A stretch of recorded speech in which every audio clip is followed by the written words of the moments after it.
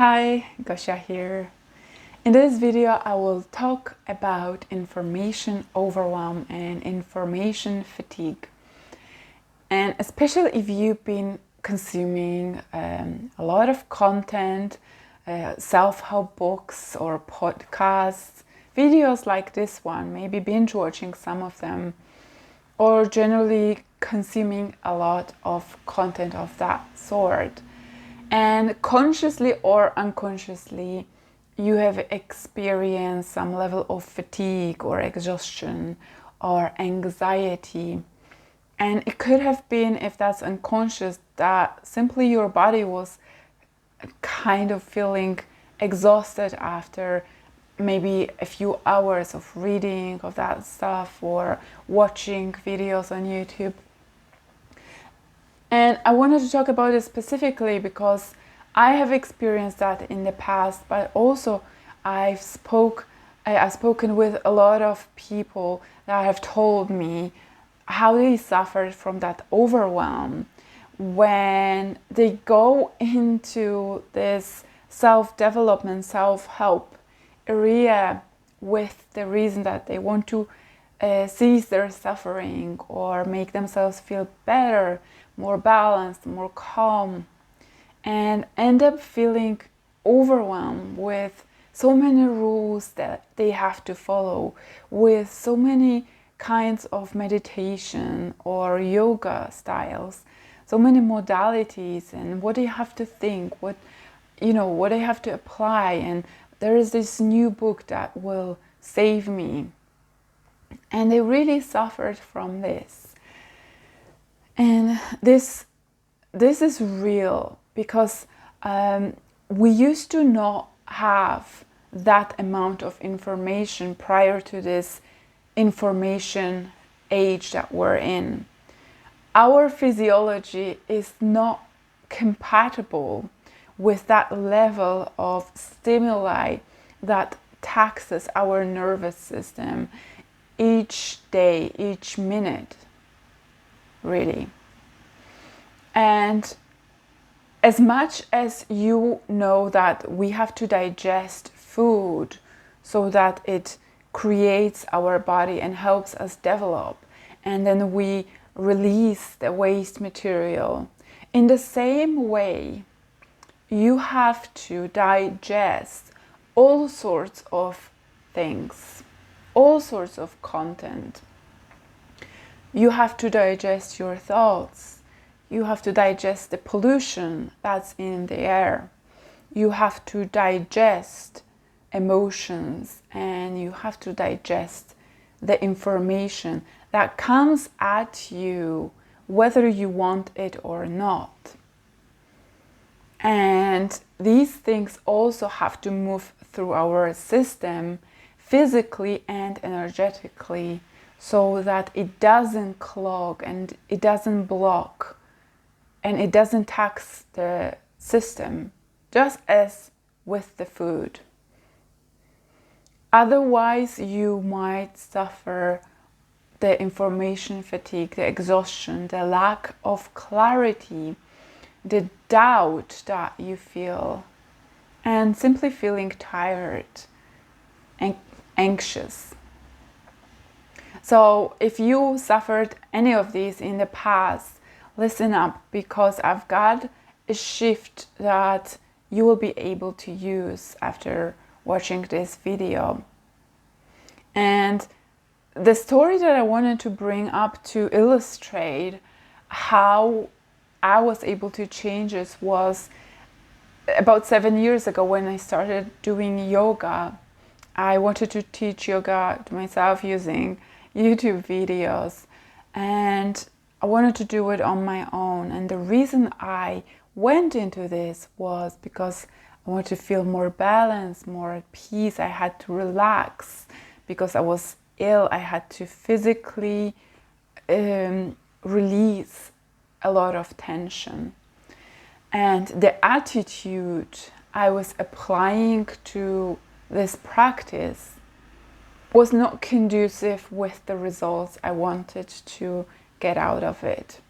So I was applying yoga initially with the mindset of overtly ambitious, competitive, impatient, and perfectionistic. So all my old attitudes that had made me feel that tense and ill person, I was trying to use them into yoga modality. So as you can expect, none of this helped me. I was very unsuccessful, and over several weeks I was just getting more anxious with this. I was becoming more rigid. My body was resisting everything I wanted to get out of it. It was simply not flexible through the force that I was applying onto it. And after a few weeks, when I was able to see what I was doing, I had to change my attitude completely. So the way I did this, I slowed down to maximum. Not only I focus on single 2 or 3 modalities for the next year or so, but I also made myself ultra conscious as I was doing them. So the theory that I absorbed from yoga teachers on YouTube started transforming through me. And this is exactly what we do with food that contributes to building ourselves and developing our function of the body and growing, rejuvenating, but developing our bodies. The same thing I did with the information. The way I applied made it mine. I digested it through the practice. I have integrated the knowledge into having my own findings, because as I was practicing things and given the space and time and being so conscious of every single movement and the breath how I was taking, I gave myself an opportunity to receive a processed findings, transformed knowledge that became principles in my whole life. And these were not practices or theory that I learned from those videos. They were digested, they were processed, they were integrated so that they created me, they created health, they created a different frame of mind. So here is what I want to encourage you to do. There's 2 things. One is that you want to modify your attitude so that it serves the outcome you want to get out of any modality you are doing, and not expect that using the old attitudes that have brought you all that suffering will solve your issues.